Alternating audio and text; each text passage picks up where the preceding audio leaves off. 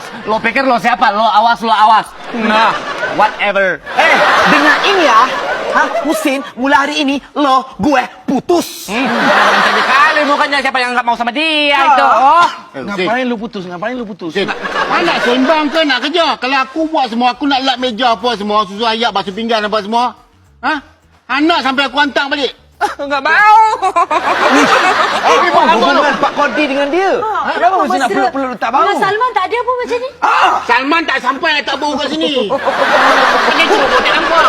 Pergi buat kerja. Dah saya sini dimarahi. Ni Lola, aku tanya Asyik lah. Hang nampak Pak Din? Hang kan kekasih dia. Ever after, ever forever.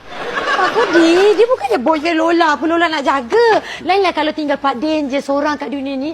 Tu Lola boleh pertimbangkan lah. Tapi Lola tak jaga dia, Lola tak tahu. Betul. Husin, Ya. sini lu.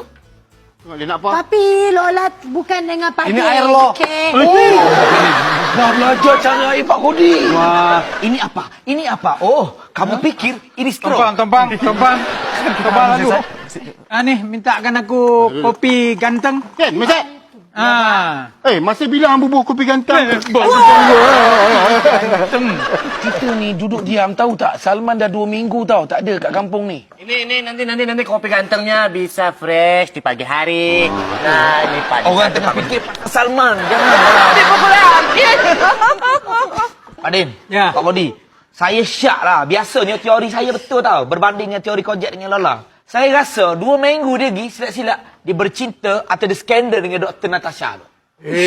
Sebab Salman ni kaki terai. Lola pun dia terai. Ini kan pula doktor. Mana kau tahu dia terai Lola? Aku tahu. Dan aku tak percaya kalau kaki Salman tu kaki terai.